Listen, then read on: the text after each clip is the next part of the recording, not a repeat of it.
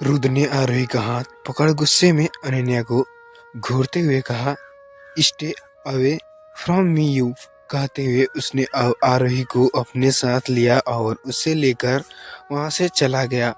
वहीं आरोही अब रोने लगी और उससे रोते हुए पूछा, अब कल ले जा रहे हो?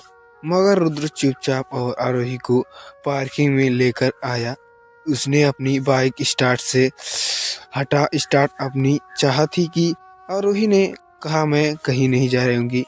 रुद्र ने आरोही की आवाज सुन उसे घूर कर देखा तो आरोही झट से हो गई। उससे बात बदलते हुए कहा, मेरा मतलब है कि मैं कैसे बाइक पर बैठूंगी? आज मैंने ट्रेंडिंग वॉइस की है। उसकी बात सुन रुद्र ने आरोही को नीचे उतरते हुए तकी देखा, फिर कुछ सोच बाइक से ऊपर स्टार्ट कर ली दिया।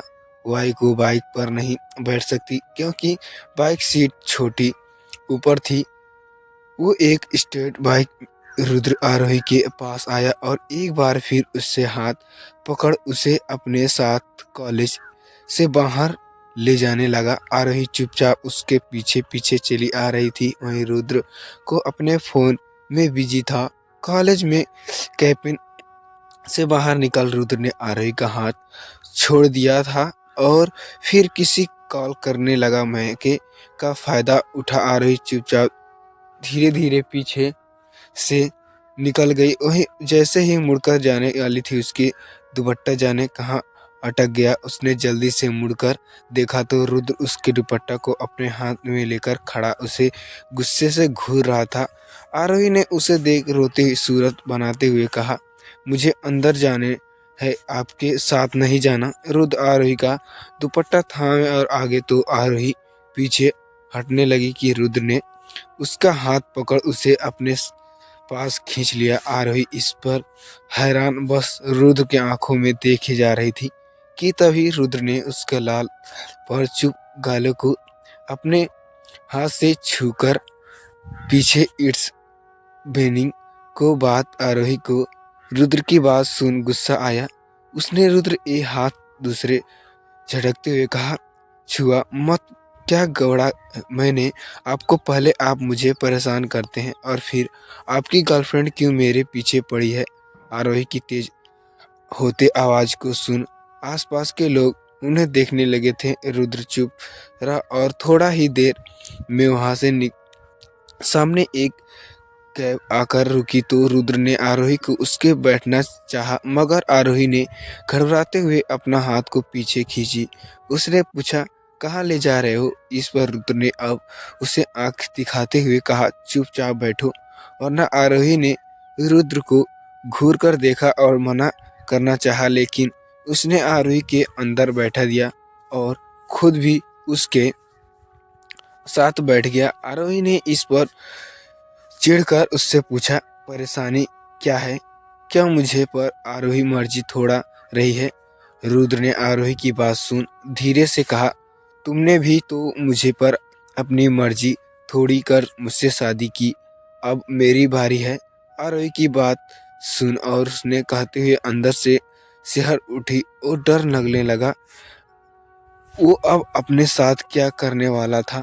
कुछ देर बाद कैब एक अपार्टमेंट में बाहर रुकी। रुद्र ने हाथ पकड़ उसे अपने साथ लेकर अपार्टमेंट के अंदर चला गया।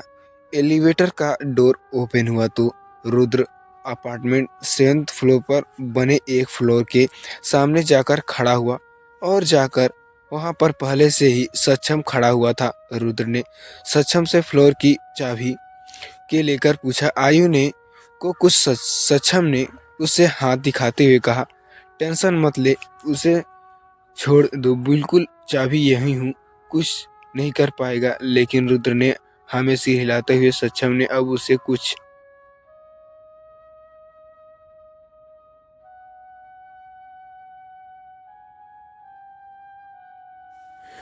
चाबी लेकर पूछा। आई को कुछ सक्षम ने उसे हाथ दिखाते हुए कहा, टेंशन मत ले, उसे झूठ बोल दे कर चाबी लाया हूँ, कुछ नहीं पता चलने दिया। रुद्र ने हाँ में सिर हिलाया तो सक्षम ने अब उसे कुछ इशारा किया और उससे फिर मुस्कुराते हुए उसे बाय कहा कर चला गया। आरोही उन दोनों की बात ध्यान से सुन रही थी, मगर उन दोनों की इशार बाजी उसे समझ नहीं आई। इधर रुद्र ने फ्लोर को ओपन कर आरोही के अंदर अपने साथ खींच लिया। आरोही चिल्लाकर उससे घबराती हुई उससे पूछा, आप मुझे यहाँ क्यों लेकर आए हैं? इस पर रुद्र ने डोर बंद कर अगले ही पल आरोही को डोर से सटाकर उससे ओठों पर अपने ओठ रख दिया। आरोही अपनी जगह पर जड़ हो गई और डोर से सटकर ही खड़ी रह गई। सांसें थम गई और आंखें अपने आप बंद हो गई।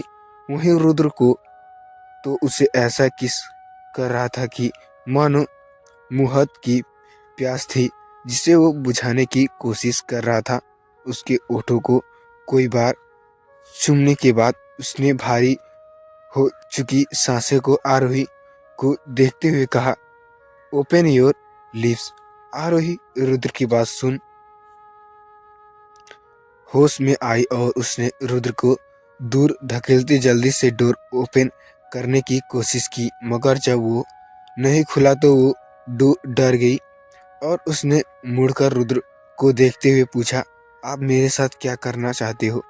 रुद्र मुस्कुराते हुए और उससे आरोही के करीब होते हुए कहा, फिलहाल तो अब बस तुम्हारे इन गुलाबी ओठों को रस पीना चाहता हूँ। और आरोही ने उसकी बात सुन अधूरे अंधेरे छोड़ते पर उससे मासूमियत से पूछा, और तो रुद्र हंस दिया और उसने आरोही के बिखरे बालों को उसके चेहरे से हटा उसके गाल को चूमकर कहा, और नाराज से तुम्हारी हासिल जिस्म को छूना चाहता हूँ। आरोही ने इस पर झपटते हुए पूछा, कैसे बातें कर रहे हो आप? तो रुद्र ने कहा, क्यों, तुम्हें अच्छा नहीं लग रहा है मेरी बात? आरोही ने ना में सिर हिलाता और उसके आंखों में आंसू झलक आए। उसे रोते देख रुद्र ने जल्दी से कहा, अरे रे रे, क्यों ही, अच्छा चुप हो जाओ, नहीं करूँगा। आरोही ने रोते हुए कहा, मेरा फायदा उठाना चाहते हो ना? मैंने आपको क्या समझा और आप क्या निकल रहे हो? रुद्र ने आरोही की बात सुन जल्दी से ना में अपना सिर हिलाया और आरोही के बालों को सहलाया ताकि उसकी नजर आरोही के मांग में भरे हल्के सिंदूर पर पड़ी। उसने बेचैन होकर आरोही से पूछा, ये सिंदूर क्यों लगाया है तुमने? आरोही ने सीखते हुए कहा, ना नानी ने कहा था कि शादी के बाद नए दुल्हन को सिंदूर जरूरी लगाना चाहिए, ये सुहाग की निशानी होती है। शादी की थी ना हंसने हमने। रुद्र आरोही की बात सुन मुस्कुराया। वो उसे रोते देख मुस्कुरा रहा था और उसे बोलने के ढंग पर तो उसे इस पर टूटकर प्यार आ रहा था, पर अपनी फीलिंग्स को कंट्रोल कर उसने आरोही को दुल्हन की जगह अपनी गोद में उठा लिया और उसे रूम में लेकर आया। आरोही अभी भी सिसक रही थी। रुद्र ने उसे आहिस्ता से बड़े पर बैठाते हुए कहा, मेरा नाम का सिंदूर लगा सकती हो तो मुझे पति मानने में क्या हर्ज है? आरोही ने सिसकते हुए कहा, आप ही तो नहीं चाहते थे कि मैं आपकी अपना पति मानूं? रुद्र ने उसका हाथ झटकते हुए कहा, हाँ यार, सच सच है, पर देखो आरोही, अभी मैं सेटन नहीं हूँ, खुद की जिम्मेदारी नहीं संभाल सकता, तुम्हें क्या संभालता? आरोही ने अपना सिर उठा उसके आंखों में देखते हुए पूछा। फिर रुद्र ने उसका हाथ को अपने ओठों से छूकर कहा, तो फिर पहले मुझे हमारे लिए कुछ करना होगा, उसके बाद ही मैं मेरी फैमिली को हमारी शादी के बारे में बताऊंगा।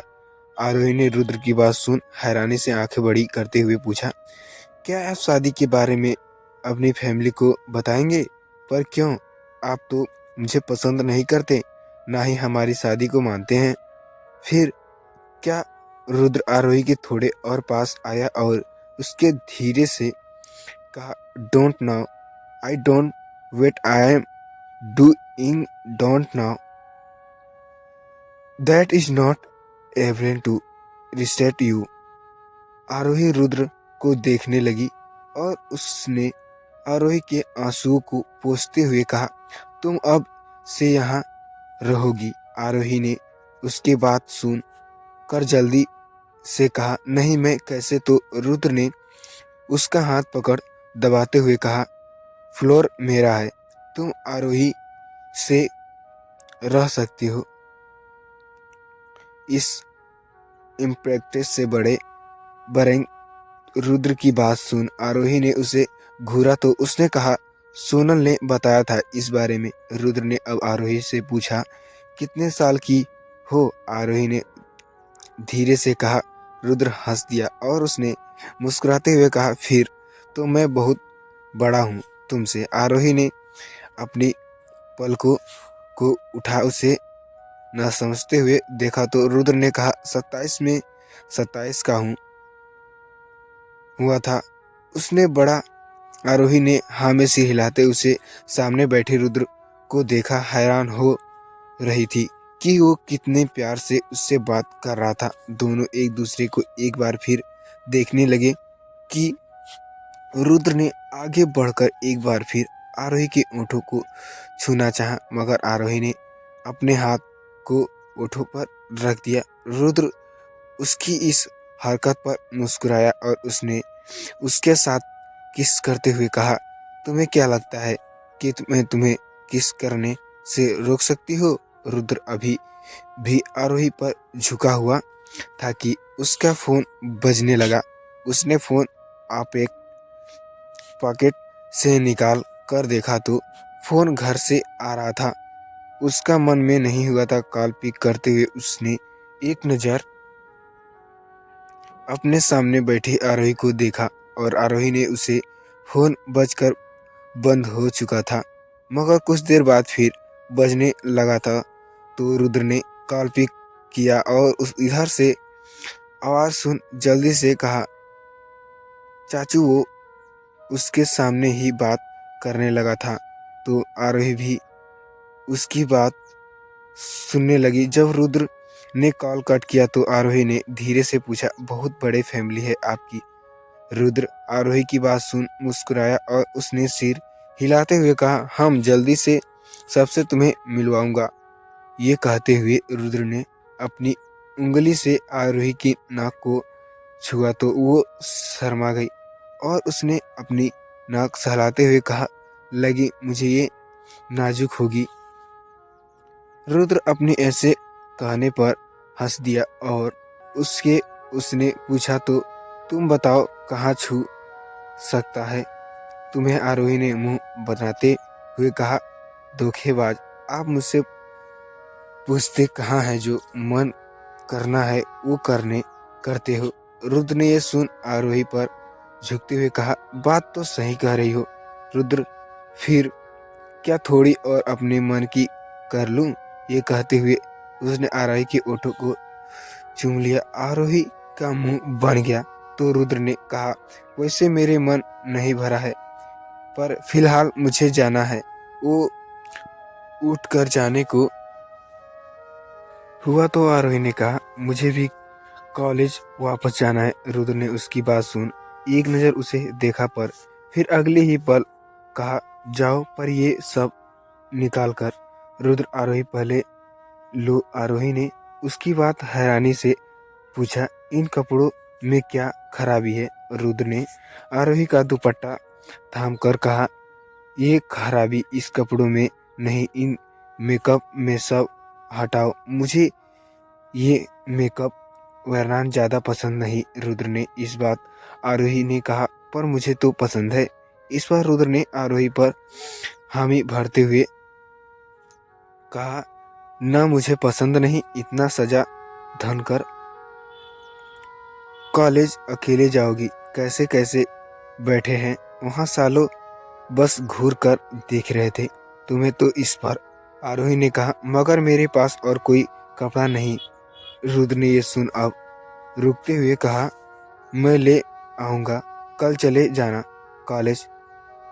फैक्ट अभी वो वीक तक चलेगा। आओ डोर बंद कर और मैं कॉल करूँगा, उसके बाद ही डोर ओपन करना। बाकी किसी ने किया नहीं। आरोही ने कुछ नहीं कहा। उसे उस पर बहुत गुस्सा आ रहा था, कैसे वो उसे ऑर्डर दे रही थी। आरोही ने उसके जाते ही गुस्से में डोर बंद कर खुद से कहा, क्या मुसीबत मोल ले ली मैंने। एक वो कपिल का कम था जो ये महाराज। दूसरी तरफ आदित्य शाम समीर और सुहित के साथ निकल के घर पहुंच गया। घर के बाहर इतना लग्जीरियस कारों को रुकते देख और उसके से निकलते बॉडीगार्ड्स को देख आयु जल्दी से बालकनी से अंदर भागी और उसने लिविंग एरिया में आते हुए सोनम और नैना से कहा, आदित्य अंकल आए हैं। सोनम मुस्कुरा गई और उसने नैना से कहा, इसु को नीचे बुला ले। नैना ने झिलते हुए कहा, क्या पता दीदी, वो लोग किसी और काम से आए हैं। सोनम मुस्कुराई और उसे सिर हिलाते हुए कहा, अरे नहीं छोटी, वो हमारे इशू के साथ मांगने ही आए हैं। निखिल मयंक दोनों घर के गेट पर आ पहुंचे और आदित्य ने साथ सबको लेकर लिविंग हॉल में पहुंचा। प्रताप जी को देख आदित्य ने उसके पास उसके पैर छूकर पूछा, कैसे हैं अंकल। प्रताप जी आदित्य को आशीर्वाद देते हुए मुस्कुराए और उन्होंने कहा, बढ़िया ही हूँ सब। आदित्य ने बारी बारी से रुद्र जी और अर्चना जी के पैर छू। प्रताप जी ने कहा, अच्छा है पर मेरे घर से सब कुछ बढ़िया नहीं है अंकल जी। आदित्य की बात सुन प्रताप जी ने पूछा, क्यों बेटा, क्या हुआ। आदित्य अपनी जगह पर निखिल के पास जाकर बैठ गया और उसने शाम मुस्कुराते की और इशारा करते हुए कहा, इन दोनों कंधों की शक्ल देख देख कर चुका हूँ, इसलिए सोच रहा हूँ कि अब अपने बेटे को घर लेकर नहीं जाऊंगा। निखिल और बाकी सब आदित्य की कही बात का मतलब बखूबी समझ गए, तो वो सब मुस्कुरा दिए।